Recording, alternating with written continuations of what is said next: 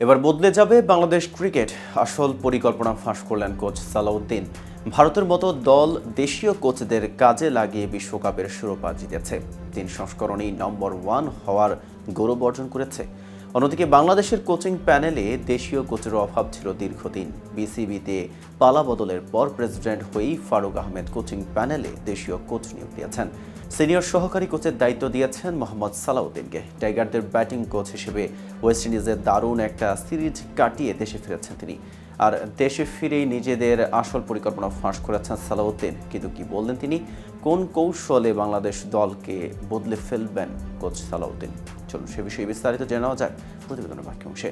আর KTV cricket channel থেকে আপনাদের সাথে আছে আমি মেহেদি হাসান।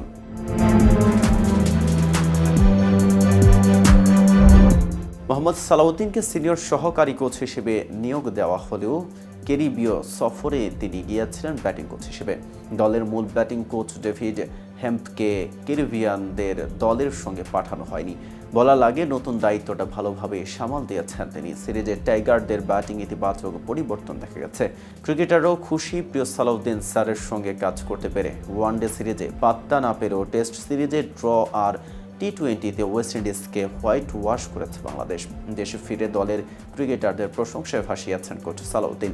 সেই সঙ্গে জানিয়েছেন ক্রিকেটারদের মানসিকতায় উন্নতি আনতে চান। সালাউদ্দিন বলেন, আমার মনে হয় মানসিকতার দিকে কিছুটা পরিবর্তন করার চেষ্টায় ছিলাম। সেটা আমার মনে হয় ছেলেরা করতে পেরেছে, ভবিষ্যতে আরও পারবে। কারণ কোনো কোচের পক্ষে বড় প্লেয়ার বানানো সম্ভব না যদি না প্লেয়ার নিজে থেকে চায়। আমার মূল লক্ষ্যটা হচ্ছে ছেলেরা যেন নিজেরা চিন্তা ভাবনা করে, তারা কিভাবে খেলবে, কোন অ্যাপ্রোচে যাব সেটা যেন নিজেরাই সিদ্ধান্ত নেয়। এখানে যদি আমরা কোনো সাহায্য করতে পারি সেটাই আসলে ভালো কাজ হইল। এইগুলো আমরা গুছিয়ে আনার চেষ্টা করছি। কোচিং স্টাফ সবাই কাজ করছি, ছেলেরাও এখন অনেক যুক্ত থাকছে।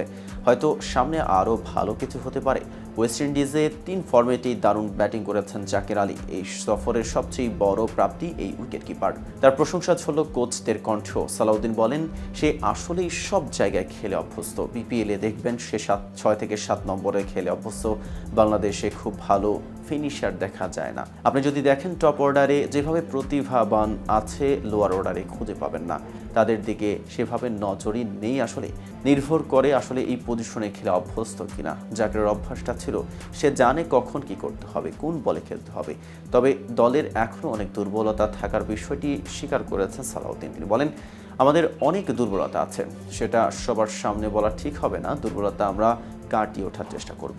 টি-20তে জিতলেও অনেক দুর্বলতা আছে, অনেক জায়গা আছে যেখানে তাড়াতাড়ি উন্নতি করতে হবে। আমার মনে হয় না খুব বেশি সময় নেওয়া উচিত। আপাতত জাতীয় দলের ব্যস্ততা নেই। আগামী 30 ডিসেম্বর মাঠে গড়াবে বিপিএল। সেই টুর্নামেন্ট খেলতেই ব্যস্ত হয়ে পড়বেন ক্রিকেটাররা।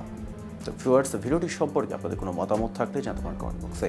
সাথে নিয়মিত ক্রিকেট আপডেট পেতে কেটিভি ক্রিকেটের সাথেই থাকুন।